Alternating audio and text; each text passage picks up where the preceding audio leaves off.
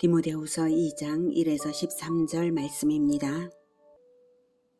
내 아들아, 그러므로 너는 그리스도 예수 안에 있는 은혜 가운데서 강하고 또 네가 많은 증인 앞에서 내게 들은 바를 충성된 사람들에게 부탁하라.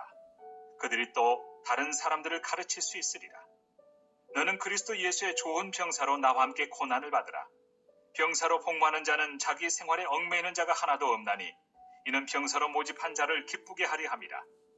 경계하는 자가 법대로 경계하지 아니하면 승리자의 관을 얻지 못할 것이며 수고하는 농부가 곡식을 먼저 받는 것이 마땅하니라. 내가 말하는 것을 생각해보라. 주께서 범사에 내게 총명을 주시리라. 사랑하는 형제 여러분, 5월 24일 화요일 저녁 목상에 오신 것을 환영합니다. 디모데후서는 바울이 네로치아의 대박해 시기에 2차 로마 감옥에 수감되어서 자신의 마지막을 예감하고 젊은 후계자 디모데에게 보낸 목회 서신입니다. 1장에서는 복음과 함께 고난을 받으라고 명했고요. 2장부터는 목회 현안에 관한 실제적인 지침들을 줄 것인데요. 가장 먼저는 목회자 자신이 가져야 할 바른 자세에 대한 집중 교훈합니다. 그 중에서도 최우선으로 명한 것은 후진 양성입니다. 그리고 이어서 후진들에 대한 교육 지침 겸 디모데 자신을 위한 지침으로서 주의 사역자의 참된 자세가 어떠해야 하는지를 병사, 운동경기자, 농부의 비유로서 가르칩니다. 먼저 1절, 내 아들아, 그러므로 너는 그리스도 예수 안에 있는 은혜 안에서 강하고 또 내가 많은 증인 앞에서 내게 들은 바를 충성된 사람들에게 부탁하라. 그들이 또 많은 사람들을, 다른 사람들을 가르칠 수 있으리라. 네, 주의 사역자는 가장 먼저는 담대해야 합니다. 바울이 담대한 것처럼 그래서 디모데에게 내 아들아 이렇게 부르고 있죠. 바울은 담대하게 잘 했지만 디모데는 사실 유약한 사람이거든요. 그래서 주의 은혜 안에서 은혜 가운데서 강하라고 아들에게 말합니다. 설령 스스로 담대할 근거를 찾지 못한다 할지라도 주 예수의 은혜를 생각하면 담대할 수 있습니다. 어느 누구든 자기 스스로 떳떳해서 예수님의 사역을 이어받을 자가 어디 있겠습니까? 그러나 극심한 박해자였던 바울조차도 예수님의 은혜와 선택으로 말미암아 극히 담대하게 사도권을 주장하면서 대륙을 넘나드는 복음 전도를 했습니다. 그러니 부르심을 받아서 주의 사역자가 되었다면 마땅히 예수 안에 있는 은혜 가운데서 강하고 담대할 수 있는 것입니다. 후계자 디모데는 유약하고 경험이 짧은 목회자이기에 바울은 다른 무엇보다도 강하고 담대하라고 먼저 권면합니다. 여호수아가 모세의 뒤를 이어 후계자로 출발할 때에도 하나님은 강하고 담대하라고 말씀하셨죠. 여호수아 1장 5, 6, 7절 내 평생에 너를 능히 대적할 자가 없으리니 내가 모세와 함께 있었던 것 같이 너와 함께 있을 것임이니라. 내가 너를 떠나지 아니하며 버리지 아니하리니 강하고 담대하라. 너는 내가 그들의 조상에게 맹세하여 그들에게 주리라 한 땅을 이 백성에게 차지하게 하리라. 오직 강하고 극히 담대하여 나의 종 모세가 내게 명령한 그 율법을 다 지켜 행하고 우로나 좌로나 치우치지 말라. 그리하면 어디로 가든지 형통하리니. 이렇게 극히 담대하고 강하고 담대하라고 말씀하셨습니다. 후계자는 스승의 권능을 물려받는 것이므로 담대해야 합니다. 여호수아가 뭘 해서가 아니라 다만 모세의 후계자라는 이유만으로 하나님은 강하고 담대하라고 하셨습니다. 사역의 후계자라는 이유만으로 하나님께서 동일한 권세로서 함께 해주시는 것입니다. 복음 전도의 후계자라는 이유만으로 복음 전도를 이어가는 예수 제자라는 이유만으로 극히 담대하고 강할 수 있는 것입니다. 우리는 모두 예수 그리스도의 후계자라는 사실을 기억하시기 바랍니다.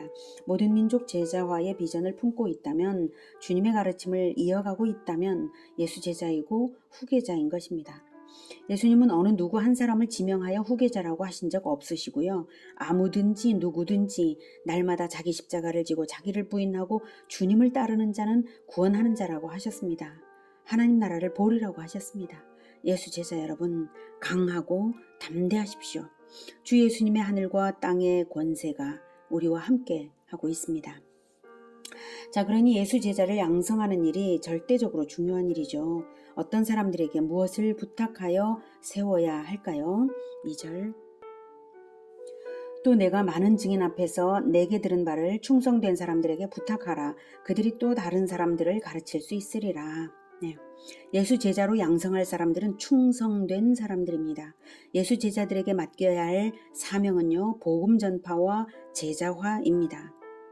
내가 많은 증인 앞에서 내게 들은 바, 많은 증인 앞에서 내게 들은 바, 그것이 바로 복음입니다. 이때 많은 증인은 특정한 어떤 사람들이 아니라 바울이 언제나 복음을 선포했고 아주 많은 사람들에게, 불특정 다수의 많은 사람들에게 복음을 선포했죠. 바로 그들을 말하는 것입니다.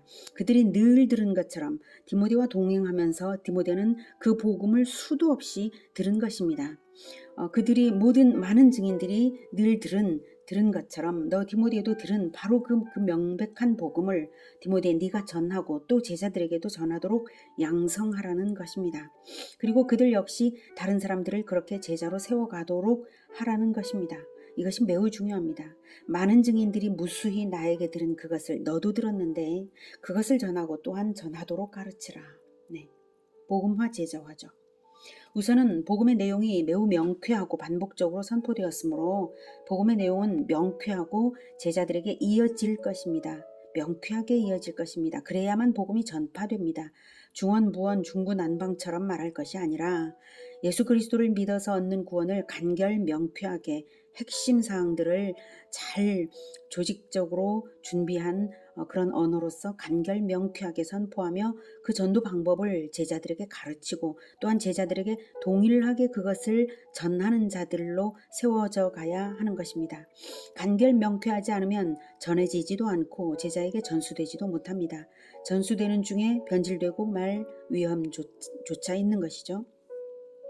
그래서 많은 증인 앞에서 내게 들은 바 그 복음을 충성스러운 자들에게 부탁하는 것입니다. 저는 오늘도 서귀포 쪽에 중학교 앞에 복음 전도를 하러 충성스러운 한 분과 함께 나갔습니다. 저희의 복음 전도법은 5분 내외의 짧은 시간에 복음의 핵심 요소들을 알차게 구성한 간결 명쾌한 멘트입니다. 저는 복음이 머릿속에 이미 있지만 학교 앞 전도 현장에서 학교하는 아이들을 대상으로 효과성 있게 전하려면 원고를 써서 외워야 한다는 것을 생각하고 써서 외웠습니다.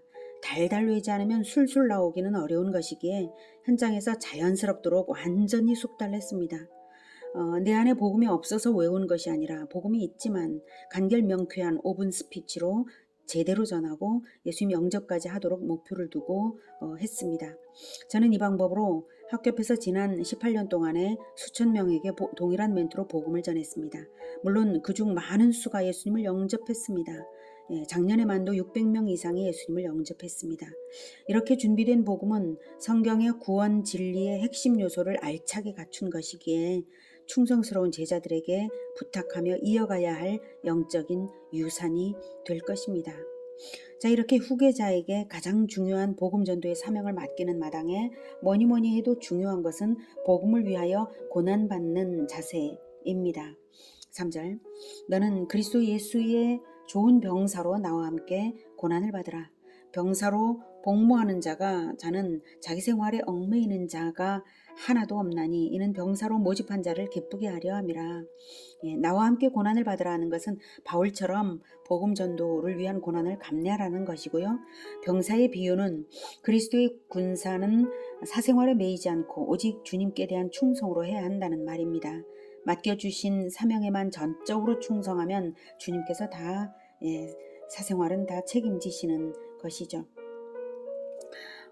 5절. 경계하는 자가 법대로 경계하지 아니하면 승리자의 관을 얻지 못할 것이며, 운동 경기자의 비유는 당시 올림피아드에 출전하려면 6개월간 연습할 것을 서약하고 또한 경기 규칙대로 페어플레이 할 것을 서약하는데요. 그런데 연습과 규칙을 무시하면 경기 자체가 헛되겠죠. 마찬가지로 전도자가 먼저 복음에 합당한 생활을 하는 것과 하나님의 말씀을 열심히 배우고 전해야 하는 이 두 가지를 다 지켜야 하는 것입니다. 말씀을 안 배우거나 말씀을 안 지키면서 복음을 전할 수는 없는 일이죠. 6, 7절 수고하는 농부가 곡식을 먼저 받는 것이 마땅하니라. 내가 말하는 것을 생각해보라. 주께서 범사에 내게 총명을 주시리라. 농부의 비유는 곡식을 먼저 받는다라고 반드시 이제 주님께서 생계를 위한 모든 것 이런 결실을 주실 것이다 이런 것을 말씀을 하시는 것인데 여기에서는 농부니까 곡식을 먼저 받는다라는 의미에는요 더 깊은 뜻이 있습니다. 가을의 결실, 최종적인 결실 그것을 가장 먼저 인정받는다. 가장 앞서서 복음 전도자들이 그 농부처럼 비전을 바라보고 하나님 나라의 비전을 바라보고 인내하면서 수고한 그 복음 전도자들이 그 결실을 반드시 본다는 것입니다. 농부들은 결실을 위해서 인내하면서 최선을 다해 수고합니다. 농부와 같은 인내와 수고가 없다면 역시 결실은 없는 것이죠. 결실의 때 주님 오셔서 결산하실 때까지 멈추지 않는 수고를 기쁘게 하는 사람은 결실을 바라보고 비전을 잃지 않는 사람입니다. 농부는 인내와 수고입니다. 병사처럼 사역 중심 충성, 올림픽 선수처럼 자기 훈련과 말씀 준수, 농부처럼 결실 때까지 수고로써 인내하는 이것을 늘 깊이 새기며 나아가는 예수 제자들에게는 범사의 주님께로부터 오는 총명이 있습니다. 그래서 범사에 내게 총명을 주시리라 라고 하시죠. 하나님께서 다 인도하십니다. 8절 내가 전한 복음대로 다윗의 시로 죽은 자 가운데서 다시 살아나신 예수 그리스도를 기억하라. 복음으로 말미암아 내가 죄인과 같이 매이는 데까지 고난을 받았으나 하나님의 말씀은 매이지 아니하니라. 그러므로 내가 택함 받은 자들을 위하여 모든 것을 참음은 그들도 그리스도 예수 안에 있는 구원을 영원한 영광과 함께 받게 하려 함이라. 미쁘다 이 말이여. 우리가 주와 함께 죽었으면 또한 함께 살 것이요 참으면 또한 함께 왕노릇할 것이요 우리가 주를 부인하면 주도 우리를 부인하실 것이라. 우리는 미쁨이 없을지라도 주는 항상 미쁘시니 자기를 부인하실 수 없으시리라. 네. 다윗의 시로 8절 다윗의 시로 죽은 자 가운데서 다시 살아나신 예수 그리스도를 기억하라 하는 것은 왕족으로 나셔서 죽임까지 당하시는 고난에 처해지셨지만 부활하심으로써 영광을 얻으신 예수 그리스도처럼 주님의 사역자들 역시 동일한 운명을 각오하면 동일한 영광을 함께 받는다는 그런 뜻으로 그리스도를 기억하라 한 것입니다. 그 생각을 하면 바울 자신은 복음을 위해 고난을 받았으나 말씀은 매이지 아니해서 자기가 수감 중에도 자유롭게 복음을 전하고 있다는 말이고 그것을 전적으로 기뻐하고 있노라는 말입니다. 고난 중에도 오직 복음을 위해서 기뻐하며 영광의 복음을 전하는 바울입니다. 그렇게 고난을 인내하는 바울의 비전은 자기가 전한 복음으로 인해서 사람들이 구원받고 영광도 함께 받는 그것을 바라고 고난을 기쁘게 인내하고 있는 것입니다. 그러니 디모데에게도 동일하게 권면합니다. 참으면 또한 함께 왕노릇할 것이요 우리가 주를 부인하면 주도 우리를 부인하실 것이라. 네. 그리고 11절이 빠졌네요. 미쁘다 이 말이요 우리가 주와 함께 죽었으면 또한 함께 살 것이요. 네. 주님과 연합되어 있는 자이기 때문에 주님과 함께 죽으면 주님과 함께 살 것이고 주님처럼 십자가를 지기 때문에 주님처럼 부활할 것이고 주님처럼 함께 연합되어서 고난을 당하면 동일한 영광을 받는다는 것이죠. 그러니 디모데에게 권합니다. 참으면 함께 왕노릇할 것이요.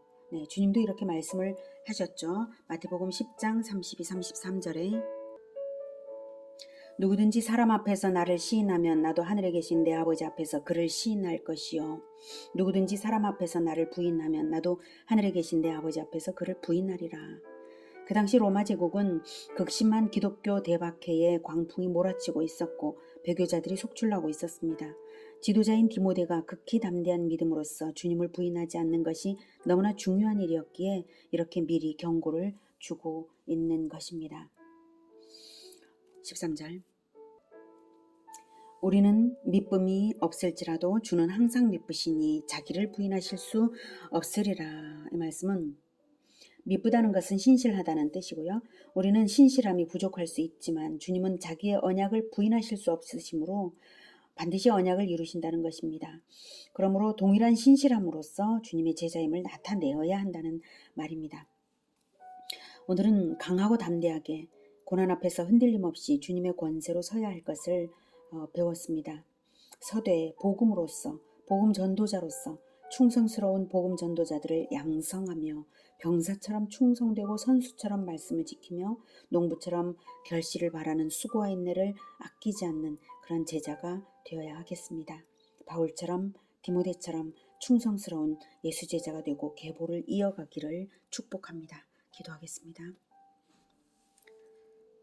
사랑하는 하나님, 우리를 사랑하셔서 아들 삼아주시고 또 제자 삼아주시고 가장 영광스러운 사명을 주셨습니다.